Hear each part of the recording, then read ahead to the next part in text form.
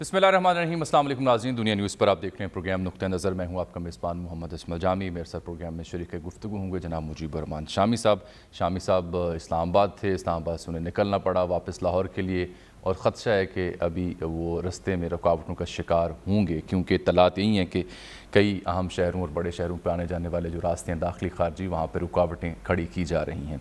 सूरत हाल ये है कि जनाब इमरान खान साहब ने ऐलान कर रखा है कल से लॉन्ग मार्च का। अभी उन्होंने यूथ से भी खिताब किया और कहा कि कल की रुकावटें हटाना यूथ की ज़िम्मेदारी है। ये एक तहरीक आज़ादी है, हर हाल में इस तहरीक को हम मंतकी अंजाम तक पहुँचाएँगे। यही नहीं बल्कि उन्होंने कहा कि इलेक्शन की डेट से पहले जब तक अनाउंस नहीं होती ये तहरीक ख़त्म नहीं होगी। जवाब में हमने देखा कि आज राना सनाउल्लाह साहब से मंसूब बयान वो फरमाते हैं कि काबीना ने फ़ैसला किया है कि लॉन्ग मार्च रोका जाए। हुकूमती प्रेस कॉन्फ्रेंसेस भी आपने देखी, कुछ देर पहले ख्वाजा आसिफ भी कौमी असम्बली में मुखातिब थे। वो अलबत्ता माजरत कर रहे थे जो जस्टिस रिटायर्ड नासरा जावेद साहबा के घर कल पुलिस ने छापा मारा, क्योंकि आज पाकिस्तान तहरीक इंसाफ के कई रहनुमाओं के यहाँ छापे पुलिस की और गिरफ्तारियों की इत्तलात भी हमें मिली हैं।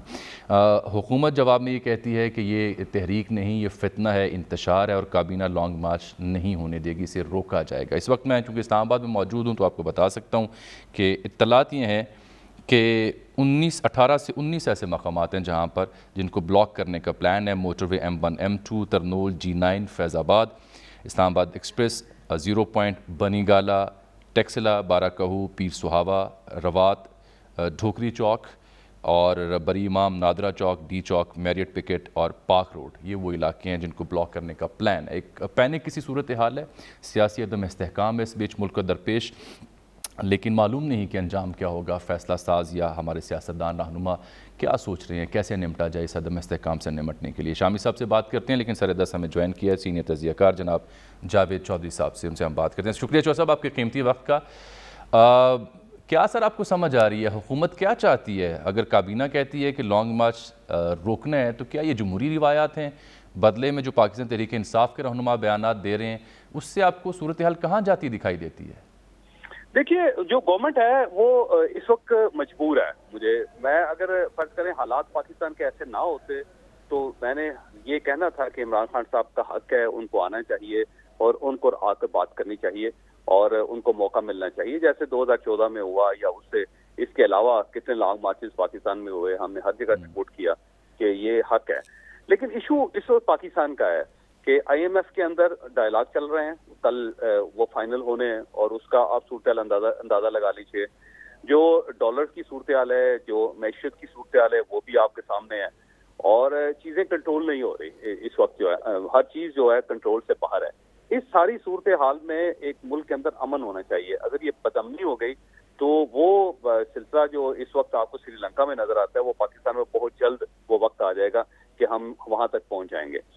मेरा ख्याल है अगर फर्ज करें कि इलेक्शंस का इशू है कि अर्ली इलेक्शन करवाने चाहिए, तो पहली बात तो ये है कि इमरान खान साहब के पास ये पूरा इख्तियार था कि जब वो फरवरी में या मार्च में वो कर सकते थे तो उनको चाहिए था असेंबली डिसॉल्व कर देते, नए इलेक्शन कॉल कर लेते।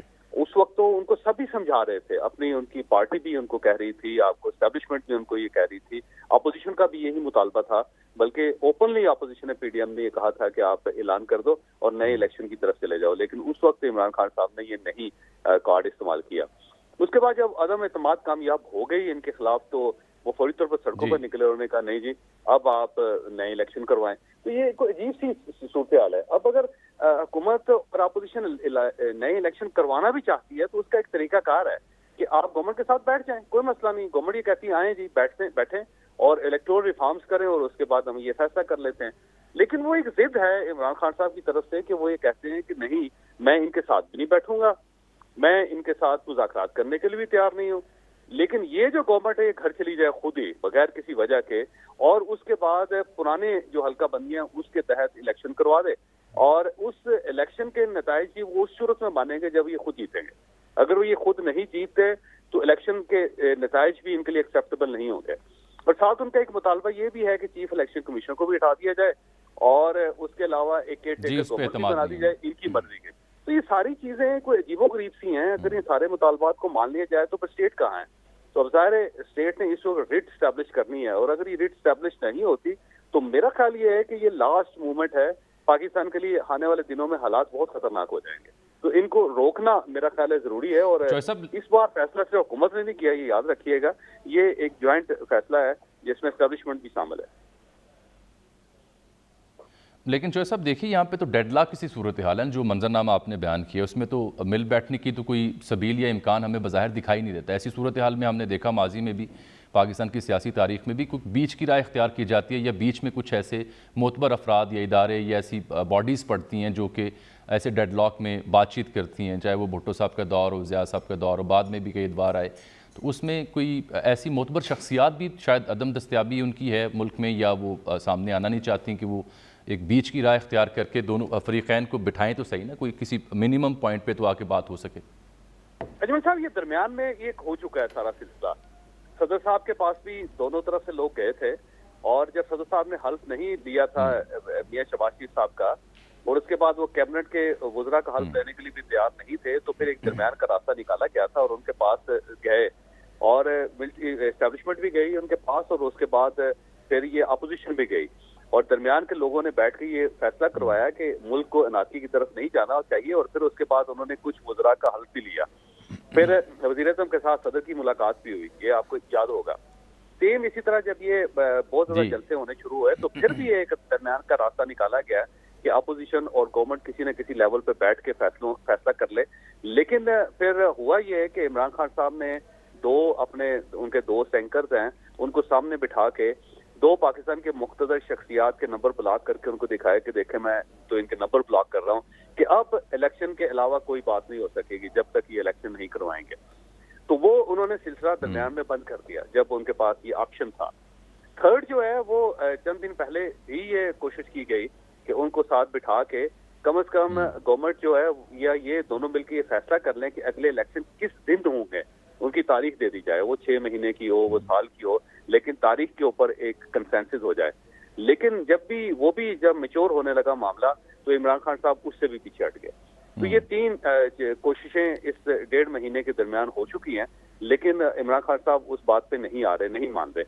اس دوران میاں نواز شریف صاحب نے جب اپنے طلب کیا تھا پرائم منسٹر کو اور کیبنٹ کے لوگوں کو, وہ میاں نواز شریف صاحب بھی یہی چاہ رہے تھے کہ واپس جا کے اگر ساری گورنمنٹ کے اتحادی اکٹھے نہیں بیٹھتے اور یہ سارا بورڈ جو فیصلوں کا وہ نہیں اٹھاتے تو پھر یہ گورنمنٹ ڈیزالو کر کے نئی الیکشن کی طرف چلا جائے. لیکن ظاہر اپوزیشن نے بھی درمیان کا راستہ نکالا, حکومت نے بھی درمیان کا راستہ نکالا, اتحادیوں نے بھی سب نے مل کر یہ فیصلہ کیا کہ ہم گورنمنٹ کے ساتھ ہیں اور ہم الیکشن اگست میں ہی کروائیں گے, اگست 2023 میں. تو پھر ظاہر ہے پھر آصف علی زرداری صاحب کی بھی ایک بڑی دلچسپ بات ہے کہ آج سے 3 دن پہلے آصف علی زرداری صاحب نے بھی درمیان کا ایک راستہ نکالنے کی کوشش کی تھی, لیکن کسی جگہ یہ معاملات سیٹل نہیں ہوئے اور الٹیمیٹلی گورنمنٹ آج یہ فیصلہ کرنے پر مجبور ہو گئی. لیکن چوہے صاحب دیکھیے ایک صورتحال یہ بھی ہے نا کہ حکومت جب سے آئی شہباز شریف صاحب کی, چاہے وہ اکانومی کا معاملہ ہو, گورننس کا معاملہ ہو یا دیگر اہم جو ملکی مسائل ہیں ان کو ڈیل کرنے کا معاملہ ہو, کوئی واضح سمت یا واضح اعلان ہمیں دکھائی نہیں دیا. وزیر اعظم نے خطاب بھی کرنا تھا قوم سے, وہ بھی ابھی تک نہیں ہوا. تو وہاں تو ایک ایسی کیفیت تھی, تذبذب شاید اس کا شکار تھے وہ, اگر درست لفظ میں استعمال کروں. آن دی پیرلل دھرنا روکنے کی بات ہوئی تو فوراً کابینہ نے کنسنسس کے ساتھ فیصلہ کر لیا. جہاں فیصلے کرنے چاہیے تھے اکانومی کو ڈیل کرنے کے لیے, ملک میں سیاسی استحکام کے لیے, وہاں تو فیصلے ہوئے نہیں. یہاں جمہوری ادوار میں لانگ مارچ روکنا, وہ کہہ رہے ہیں کہ ہم پرامن طریقے سے آئیں گے. خان صاحب کے دور میں مولانا بھی مارچ کر چکے, بلاول بھی مارچ کر چکے. تو یہ پیرلل تو ڈرا ہوں گے نا سر, تنقید تو ہوگی کہ پھر گورنمنٹ کیوں جمہوری دور میں کسی کو لانگ مارچ کی یا دھرنا دینے کی, جلسہ کرنے کی اجازت نہیں دے. پہلی بات ہے وہ آپ کی 100% درست ہے کہ گورنمنٹ نے فیصلوں میں تاخیر کی ہے اور اتنی تاخیر نہیں ہونی چاہیے تھی. اگر آپ حکومت کو چلانا چاہتے ہیں تو یا چلانا چاہتے تھے تو آپ کو ڈے 1 سے یہ سارے فیصلے کرنے چاہیے تھے. جب آپ نے اس میں 1.5 مہینہ لگا دیا تو پاکستان کو نقصان ہوا, معاشی طور پر بہت نقصان ہوا, اور اس پہ گورنمنٹ کی مذمت بھی کی گئی, باقاعدہ ہر طرف سے احتجاج کیا گیا کہ اگر آپ حکومت ہیں تو پھر آپ کو فیصلوں کے ذریعے نظر آنا چاہیے کہ آپ حکومت ہیں. وہ جو ایک ڈیسیژن میکنگ تھی وہ اس گورنمنٹ کے اندر لیک کر رہی ہے آج بھی, اور یہ انفارچونیٹ ہے اور یہ ہونا نہیں چاہیے تھا. اور یہ چیز ثابت کرتی ہے کہ شاید گورنمنٹ نے, جو آج کی گورنمنٹ ہے, اس نے پہلے تیاری نہیں کی تھی. ان کو اچانک یہ سارا بوجھ جیسے ان کے سر پہ بھی گر گیا اور ان کو سمجھ نہیں, جیسے پی ٹی آئی کے حکومت کے ساتھ بھی یہی ہوا تھا. تو یہ چیز جو ہے نا اس کے بارے میں تو ہر آدمی کو کنسرن ہے کہ گورنمنٹ نے اگر کوئی فیصلہ کرنا ہے تو کرے, نہیں فیصلہ کرنا تو نہ کرے, اور اگر گھر جانا ہے تو چلی جائے, اگر انہوں نے گورن کرنا ہے تو کرے. وہ بات 100% آپ کی درست ہے. باقی جو ہے وہ مولانا فضل الرحمان صاحب نے بھی احتجاج کیا, بالکل ٹھیک ہے. بلاول بھٹو صاحب نے بھی احتجاج کیا, وہ بھی بالکل ٹھیک ہے. لیکن میرا خیال ہے اسٹیٹ جو ہے وہ عمران خان صاحب کو اس لیول کا احتجاج کرنے کی اجازت دینے کے لیے تیار نہیں ہے. کوئی عمران خان صاحب صرف لانگ مارچ لا کے گھر واپس جانے کے لیے نہیں آ رہے, وہ یہاں پہ رکنے کے لیے آ رہے ہیں, اور انہیں سڑکیں بلاک کرنی ہے. وہ کہہ رہے ہیں سڑکیں بلاک کرنی ہے. پھر شیخ رشید صاحب یہ کہہ رہے ہیں کہ یہاں پہ خون کی ہولیاں ہوں گی. وہ یہ کہہ رہے ہیں کہ یہاں پہ بلڈ بات ہوگا اور یہاں پہ بہت لوگ مریں گے, اور انہوں نے یہ کہا ہے کہ یہاں آگ لگ جائے گی. یہ جو ساری چیزیں ہیں وہ ظاہر ہے یہاں پہ ڈپلومیٹک انکلیو کے اندر بڑی سنسنی ہے, لوگ بہت پریشان ہیں. کئی ایمبیسڈر ایسے ہیں جنہوں نے اپنی فیملی گھر واپس بھجوا دی. تو یہ ساری صورتحال جو نا خطرناک ہے سر. اس کے لیے آپ نے الیکشن ہی کروانا ہے نا. نہیں, آپ کا مطالبہ تو یہی ہے نا الیکشن کروانا ہے, یا پھر کوئی آپ یہ کہہ رہے ہیں کہ کسی ملک پر حملہ کر دیں. اگر الیکشن ہی کروانا ہے تو اس کا تو بڑا آسان طریقہ ہے کہ آپ بیٹھیں, آپ گورنمنٹ کو دعوت دیں کہ آئیں جی بیٹھتے ہیں اور دن کا فیصلہ کرتے ہیں. آپ اس کے لیے بھی تیار نہیں ہیں. تو بظاہر اس کا مطلب یہ ہوا کہ سر دست کوئی فوری حل دستیاب نہیں ہے. سر دست اس وقت فیصلہ سازوں کے پاس یا ولی قیادت کے پاس جو راستے تھے وہ بند ہو گئے ہیں, ختم ہو گئے, میرا خیال ہے. بہت شکریہ جاوید چوہے صاحب. ابھی گفتگو کر رہے تھے, تجزیہ کی صورت میں بھی خبر بھی دے رہے تھے کہ کیا ڈیولپمنٹس ہوئی اس سیاسی منظرنامے کے بیچ. 3 حوالے انہوں نے دیے ہیں. جناب احمد بلال محبوب صاحب نے ہمیں جوائن کیا, پلڈیٹ کے سربراہ, ملکی سیاسی منظرنامے پر گہری نظر رکھتے ہیں, پارلیمان کے کردار پر, سیاستدانوں کے کردار پر, جمہوری روایات کے اوپر ان کی ایک دسترس ہے. بلال صاحب بہت شکریہ آپ کے وقت کا. سر یہ کیا دیکھ رہے ہیں ہم آج پاکستان میں؟ فتنہ فساد کہا جا رہا ہے, مارچ کرنے والوں کو کابینہ کہتی ہے لانگ مارچ سے روکا جائے, خان صاحب کہتے ہیں کہ یہ تو تحریک ہے آزادی کی, تو جہاد ہم کر رہے ہیں. یہ ہو کیا رہا ہے, سمجھ کیا آ رہی ہے آپ کو؟ کبھی آپ نے پہلے ہی پاکستان کی تاریخ میں, سیاسی تاریخ میں ایسی صورتحال دیکھی ہے؟ نہیں, اس طرح کی صورتحال نہیں دیکھی, کیونکہ بدترین حالات میں بھی ہم نے دیکھا ہے کہ جو دونوں کنفرنٹنگ پارٹیز ہوتی ہیں ان کے درمیان کوئی نہ کوئی رابطے کی شکل موجود ہوتی ہے, اور وہ کسی نہ کسی واسطے کے ذریعے ایک دوسرے سے کمیونیکیٹ کر رہے ہوتے ہیں. مجھے لگتا ہے کہ پاکستان میں یہ پہلی بار ہوا ہے کہ یہ دونوں پارٹیاں, یعنی P D M plus Peoples Party ایک طرف ہے اور پی ٹی آئی, ان کے درمیان کوئی رابطہ نہیں ہے, کوئی مکالمہ نہیں ہے. ایک تو یہ واضح فرق ہے. دوسرا یہ کہ ہمیشہ فوج کا معاملہ یہ ہوتا تھا کہ وہ بھی بعض اوقات اس طرح کے پیغام رسانی کا کام سر انجام دیتی تھی, جیسا کہ آپ نے دیکھا کہ تحریک اعتماد کے زمانے میں بھی فوج نے یہ کام کیا. اب فوج کی بھی صورتحال ایسی نہیں ہے, وہ اسٹرکٹلی نیوٹرل رہنے پہ یقین رکھتے ہیں, تو وہ بھی اب یہ پیغام رسانی کا کام نہیں کر سکتے, نہ انہیں کرنا چاہیے. فرینکلی اسپیکنگ کوئی اچھی بات نہیں ہے. تو کہنے کا مطلب یہ ہے کہ کمیونیکیشن کے چینل کوئی نہیں ہے, اور خان صاحب کا اپنا مزاج بھی ایسا ہے کہ وہ بہت زیادہ کو مکالمے پہ ان کا بہت زیادہ ٹرسٹ نہیں ہے. تو ایسے میں غالباً صورتحال تو خراب ہوتی ہی نظر آتی ہے, اور یہ بات کوئی بھی نہیں سمجھ پا رہا, یا میری سمجھ میں بات نہیں آ رہی کہ کوئی یہ بات کیوں نہیں کہتا کہ آپ نے طے کیا ہوا ہے کہ آپ نے ایک پاپولیشن سینسس کرنا ہے, آپ نے ایک آبادی کا مردم شماری کرنی ہے, اور مردم شماری کا فیصلہ کونسل آف کامن انٹرسٹ میں ہوا ہے. اس کا فیصلہ وہیں پہ ریورس ہو سکتا ہے, وہ ہو بھی نہیں سکتا ریورس. تو ایسے میں انتخابات تو ویسے ہی جولائی 2023 سے پہلے ہوتے ہوئے نظر نہیں آتے, الا یہ کہ آپ یہ فیصلہ کریں کہ آپ نے مردم شماری نہیں کرنی, جس کے فیصلے کے لیے آپ کو کونسل آف کامن انٹرسٹ پہ جانا ہوگا. کیا حکومت سندھ اس سے اور احمد صاحب دیکھیں نا, آپ کہہ رہے ہیں کہ مردم شماری کا چاہے آپ حوالہ دیں یا پھر جو اصلاحات کرنی ہے گورنمنٹ نے ان کا حوالہ دیں یا دیگر عوامل کا, تو بظاہر فوراً تو نظر نہیں آتے اس ترکیب کو دیکھا جائے الیکشنز. لیکن اس سے پیرالل پھر خان صاحب بھی ٹلتے نظر نہیں آتے نا. وہ تو کہتے ہیں کہ یہ ایک جہاد ہے, ایک آزادی کی تحریک ہے, اور اس میں پوری قوم کھڑی ہو گئی. ان کو بلیو ہے کہ انہوں نے پورے ملک کو نئی امید دی ہے اور عوام ان کے ساتھ ہیں. وہ بھی ٹلتے نظر نہیں آتے. یہ بہت خطرناک چیز ہے جامی صاحب, اور اس کے جو اثرات ہمیں کل ایک اس کا ریفلیکشن نظر آیا ہے. بہت ٹریجک انسیڈنٹ لاہور میں ہوا ہے. اس میں اس جہاد سے جو انسپائر ہو کے لوگوں نے پریکٹیکلی وہ جہاد اپنے تئیں شروع کر دیا ہے, اور اس کے نتیجے میں ایک پولیس کانسٹیبل جان سے گیا ہے. جو باتیں میں نے میڈیا میں جی سنی ہیں اس جو شہید ہوا اس سے تو یہ معلوم ہوتا ہے کہ وہ صاحب جہاد کے جذبے سے سرشار تھے. ان کا خیال تھا کہ پولیس کے کسی آدمی کو نشانہ بنانا جہاد ایک بالکل جائز قسم کی ایکٹیویٹی ہے. تو یہ بہت خطرناک بات ہے. معلوم نہیں ہماری سڑکوں پہ اور ہمارے مجمعوں میں اور ہمارے شاپنگ مالز پہ ایسے کتنے لوگ پھر رہے ہوں گے جو یہ جہاد کے جذبے سے سرشار ہیں اور ان کو موجودہ حالات نے ان کے جذبات کو بہت ابھار دیا ہے. تو کسی وقت کیا کر بیٹھیں گے. میں بہت اس بارے میں بھی فکر مند ہے. ہمیں سب کو ہونا چاہیے.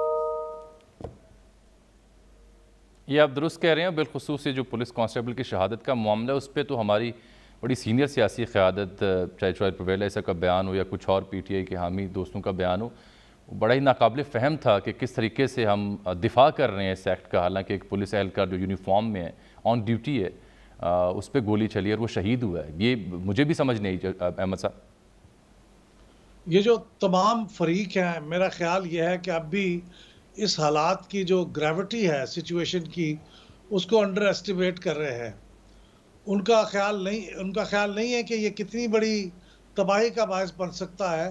اور پاکستان کے اندر اس کی مثال نہیں ہے کہ ہمارے خود لا انفورسمنٹ کی اداروں کو نشانہ بنایا جائے, ہماری پولیس کو نشانہ بنایا جائے. تو یہ بہت گمبھیر صورتحال ہے. میرے خیال میں اس میں حکومت کو, لا انفورسمنٹ ایجنسیز کو بیٹھ کے بہت یہ بلال صاحب یہ جو بات آپ ہائی لائٹ کر رہے ہیں کہ یہ صورتحال کتنی گمبھیر ہے, اس کو ثابت کرنے کے لیے دیکھیے دو بڑے اہم بیانات ہیں. ایک تو پرویز عیسیٰ صاحب کو میں نے ریفرنس دیا اسی موضوع پر, کیونکہ کوئی ایک واقعہ جو ہے وہ پھر مستقبل بدل سکتا ہے یا حالات و واقعات کو بے قابو کر سکتا ہے. اس پہ سیاسی قیادت کے جو بیان ہوتے ہیں وہ یا تو آگ لگاتے ہیں یا اس سے پھر پانی پھرتا ہے آگ کے اوپر. لیکن دیکھیے آج دو بیانات اس سلسلے میں. پہلے پرویز عیسیٰ کو سنیں. کسی کے گھر چور ڈاکو جب جاتے ہیں, کسی کو کیا پتا ہے کہ یہ چور ہے, ڈاکو ہے اور کون آ رہا ہے. دروازے توڑ کے جائیں گے تو کیا سمجھے گا کہ ڈاکو آ گئے. وہ تو خود مجرم ہے سب سے بڑا. یہ مالٹون کا سرگنا ہے. خان صاحب کے ساتھ جو کوئی بات کرنے والے ہیں وہ جب بات کریں گے تو پھر انشاءاللہ بات جب کریں گے شروع تو آگے بڑھے گی. عمران خان صاحب کا جو بیانیہ ہے کہ یہ شاید خدا نخواستہ یہ ہمارا ملک جو ہے یہ باہر سے بیٹھ کے چلانے کی کوشش کی جا رہی ہے, اس کی نگیشن بڑی ضروری ہے. تو وہ اس کے ساتھ یہ طے کرنا ضروری ہے کہ فوری طور پہ قومی سطح پہ الیکشن ہو. مالٹاؤن کا جو واقعہ ہے وہاں جو ان کی ہینڈلنگ کی کارکردگی ہے, اور یہ رانا ثناء اللہ تو آن دی فلور آف دی ہاؤس, میرے پاس ریکارڈ میں نے اکٹھا کیا ہوا ہے, وہ انشاءاللہ جب عدالت لگے گی دہشت گردی کی تو وہاں دیا جائے گا, جس میں اس نے کہا ہے ہاں جی تو یہ اسٹیٹ ود ان اسٹیٹ بن رہی تھی. خان صاحب نے بڑا ہی سوچ سمجھ کے یہ سارا پلان بنایا ہے. ان کے جو اتحادی ہیں بالکل آن بورڈ ہیں, اور وہ جو کہہ رہے ہیں بالکل ٹھیک کہہ رہے ہیں, ہم ان کے ساتھ ہیں. کنٹینر لگیں گے تو ساتھ کرینے بھی ہیں ان کے. پی ٹی آئی کے رکن نے سیدھی گولی اس کانسٹیبل پہ چلائی اور سینے میں گولی لگنے سے وہ کانسٹیبل شہید ہو گیا. اس واقعے سے نہ صرف عمران خان کا مکروہ چہرہ قوم کے سامنے آیا ہے, بلکہ جو لانگ مارچ کے مقاصد ہیں اس میں اب کوئی شک و شبے کی گنجائش نہیں رہ گئی. ان کے پاس آنسو گیس کے شیلز بھی ہیں, انہوں نے اسلحہ بھی جمع کر رکھا ہے, ان کے پاس ڈنڈے بھی ہیں, اور ان کے پاس ہر وہ چیز ہے جس سے ان کی پوری کوشش ہے کہ لا انفورسمنٹ ایجنسیز کے اوپر یہ اٹیک کریں, ان کو ماریں. لانگ مارچ کے ذریعے ملک میں پھر سے ایک طرح سے آگ لگائی جائے, خون اور آگ کا کھیل کھیلا جائے, تاکہ وہ یہ ثابت کرنے میں کامیاب ہو جائیں کہ ملک میں حالات جو ہیں وہ بہت خراب ہیں. اور آج وہ یہ کہہ رہے تھے کہ سری لنکا بن جائے گا ملک. یہ ملک بالکل سری لنکا نہیں بنے گا. اس ملک کو سری لنکا بنانے کی کوشش آپ کر رہے ہیں, لیکن انشاءاللہ تعالیٰ وہ کوشش ہم کریں. اور پھر جناب عمران خان صاحب نے کیا آج موقف اختیار کیا وہ بھی ملاحظہ کیجیے. میں انشاءاللہ کل پختونخوا سے پورا اور پاکستان کی تاریخ کا سب سے بڑا جلوس نکل رہا ہوں اسلام آباد کی طرف.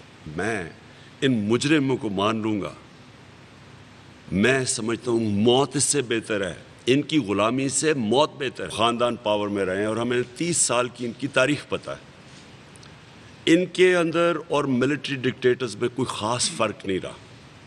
یہ وہی حربیں استعمال کرتے ہیں جو کہ ڈکٹیٹرز کرتے ہیں، یہ اتنے ہی ان ڈیموکریٹک ہیں جتنے اس ملک کے ڈکٹیٹرز رہے ہیں۔ انہوں نے اس ملک کی تاریخ میں جمہوریت کی اسی طرح دھجیاں اڑائی ہیں جو ڈکٹیٹرز نے اڑائی ہیں۔ 3.5 سال میں کتنی دفعہ یہ سڑکوں کے اوپر نکلے، کتنی دفعہ انہوں نے حکومت گرانے کی مارچ کی، اور مجھے ایک دفعہ بتائیں کہ ہم نے اس طرح کی حرکتیں کی ہوں جو انہوں نے کل رات سے شروع کی ہیں۔ میں اپنی عدلیہ سے آج کہتا ہوں، یہ آپ کی ٹرائل ہے آج، یہ آپ سارا قوم آپ کی طرف دیکھے گی، آپ کے فیصلوں کی طرف۔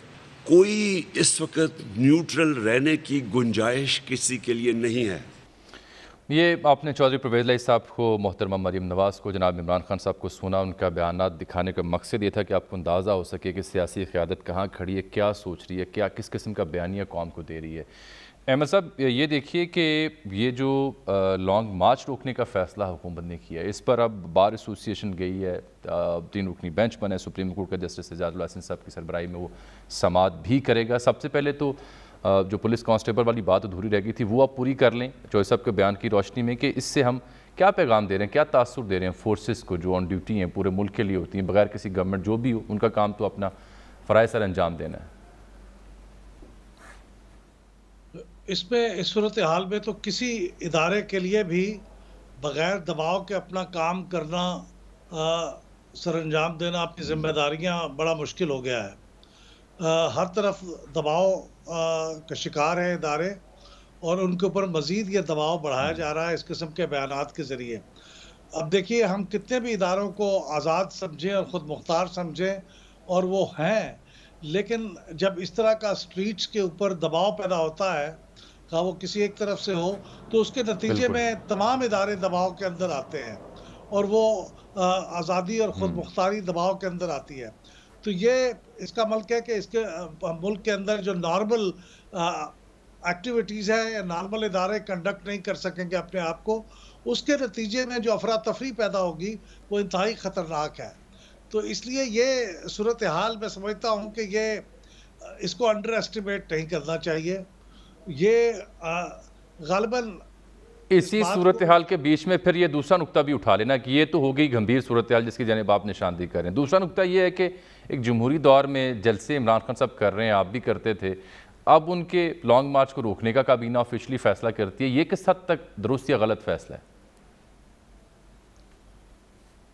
دیکھیں، یہ تو جو لوگ day to day intelligence agencies کی رپورٹس کو دیکھ رہے ہوتے ہیں، غالباً وہی اس بارے میں ایکوریٹلی رسپونڈ کر سکتے ہیں اور بتا سکتے ہیں کیا صورتحال ہے۔ نارمل حالات میں اصولی طور پہ تو احتجاج کو اجازت دی جانی چاہیے، لیکن اس کو سپریم کورٹ کی گائیڈ لائنز جو اس نے 2014 میں دی تھیں، غالباً ان کو بھی پیش نظر رکھنا چاہیے کہ جو روزمرہ کا کاروبار ہے اسٹیٹ کا یا لوگوں کے اپنے کاروبار ہیں وہ انٹرپٹ نہ ہوں۔ لیکن ہم یہ دیکھ رہے ہیں کہ ابھی تو وہ لانگ مارچ یا آزادی مارچ وہ ابھی اسلام آباد پہنچا نہیں ہے، لیکن اس کے مقاصد تو پہلے سے حاصل ہونا شروع ہو گئے ہیں۔ یعنی کاروبار بند ہو گیا ہے، اسکولوں نے کل چھٹی کا اعلان کر دیا ہے، ظاہر تجارتی ادارے بھی بند رہیں گے، ایمبسیز کے اندر بہت سے لوگوں کے کام پھنسے ہوتے ہیں، سرکاری اداروں کے اندر چیزیں پھنسی ہوتی ہیں، کل وہ بھی اس سے متاثر ہوگا۔ تو جب وہ لوگ پہنچ جائیں گے تو اس کے بعد ظاہر کاروبار زندگی تو متاثر ہوگا۔ تو اگر وہ ان گائیڈ لائنز کے مطابق، میں سمجھتا ہوں کہ سپریم کورٹ اس وقت ہماری عدالتیں ہی اس پوری صورتحال سے باہر نکلنے کا کوئی راستہ بنا سکتی ہیں، کیونکہ وہ ایسا ادارہ ہیں جن کے اوپر ابھی تک تمام لوگوں کو اعتماد بھی ہے اور ان کی ایک کانسٹیٹیوشنل پوزیشن ہے۔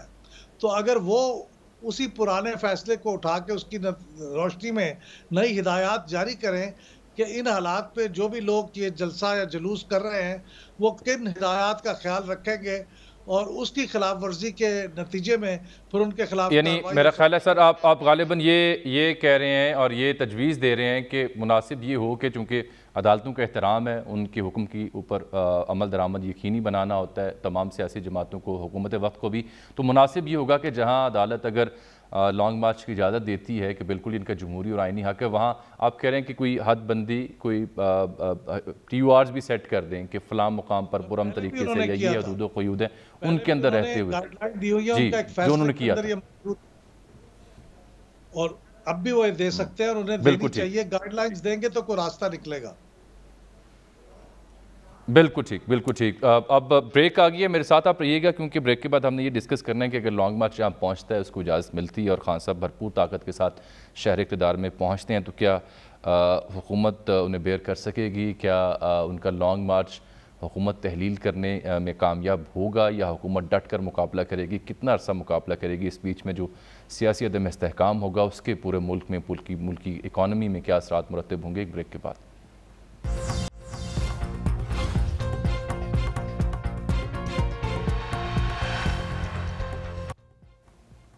ویلکم بیک ناظرین. بریک سے پہلے ہمیں جوائن کیا تھا احمد بلال محبوب صاحب نے، ان کا قیمتی تجزیہ آپ تک پہنچا. ابھی ہمیں جوائن کیا جناب امتیاز گل صاحب نے، سینئر تجزیہ نگار ہیں.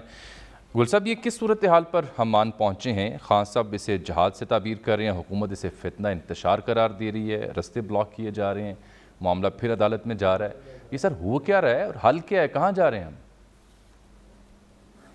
دیکھیں اجمل اور مجیب الرحمان شامی صاحب، السلام علیکم آپ کو. پہلے بڑے ایک افسوسناک صورتحال کا سامنا ہے ہمیں. ابھی میں دوپہر میں میرے ایک دو غیر ملکی سفارتکاروں سے بات ہو رہی تھی اور وہ بھی بڑے افسوس کا اظہار کرے. تو کہتے پاکستان ہمیں اتنا پسند ہے، لیکن یہ جو شخصیات کے جنگ میں پھنس کے رہ گیا ہے، اس ملک میں کوئی ویژن نظر نہیں آ رہی ہے ترقی کرنے کی، بلکہ شخصی لڑائیاں ہیں دونوں طرف سے.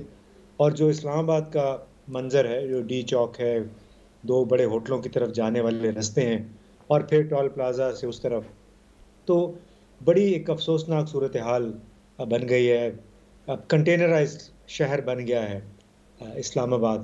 اور اب دعا ہم یہی کر سکتے ہیں کہ کس طریقے سے کوئی پس پردہ کوئی بات چیت ہو جس کے ذریعے کوئی کمپرومائز ہمیں نظر آئے، ورنہ حالات کوئی اچھے نہیں ہیں.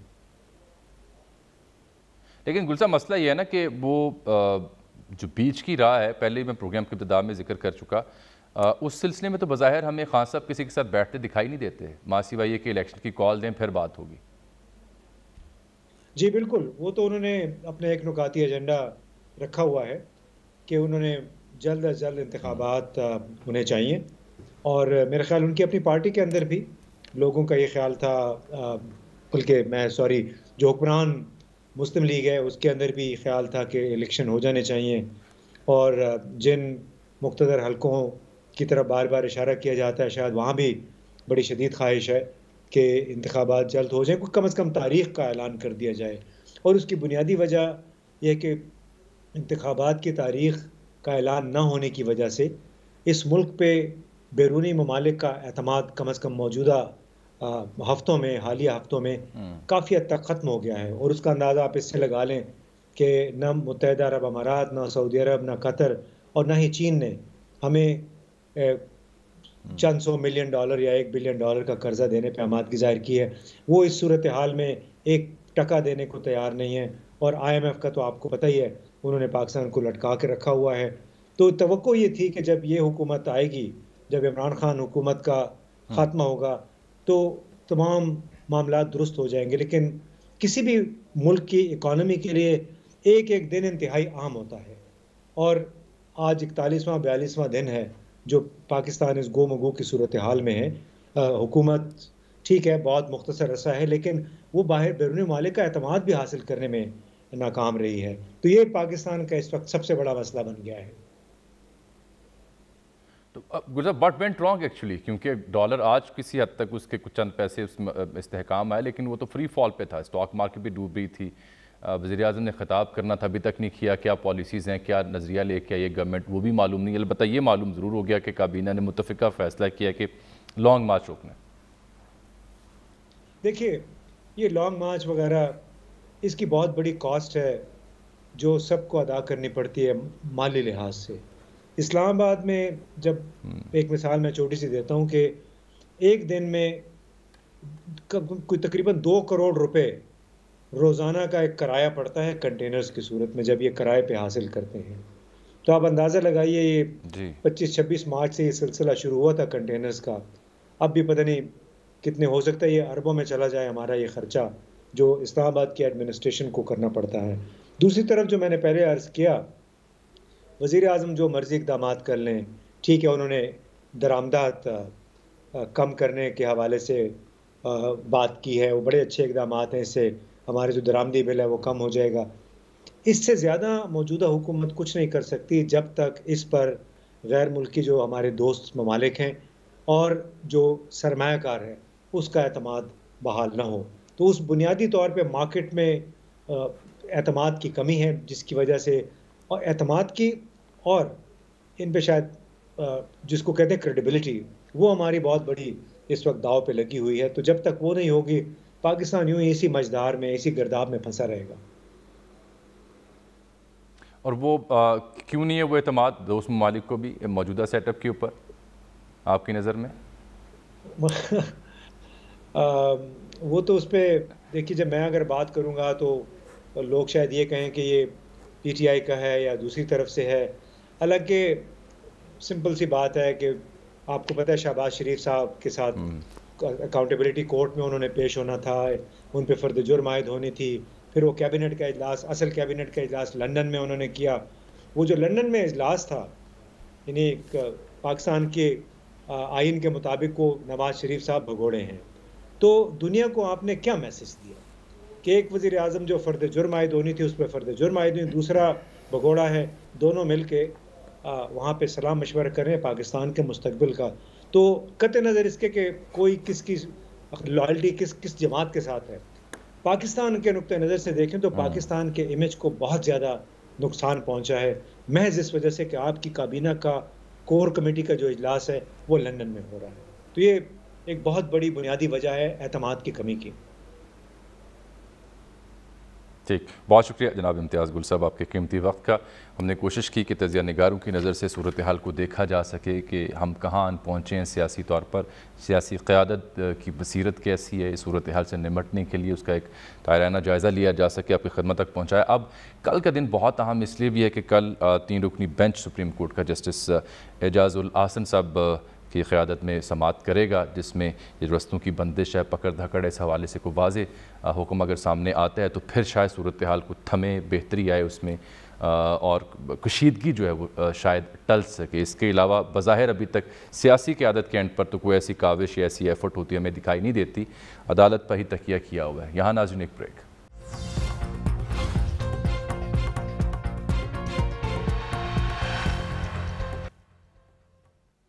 नाज़रीन इसके साथ ही आज के प्रोग्राम का वक्त यहाँ ख़त्म हुआ चाहता है। आपसे मुलाकात होगी कल, तब तक के लिए इजाज़त दीजिएगा। अल्लाह हाफ़िज़।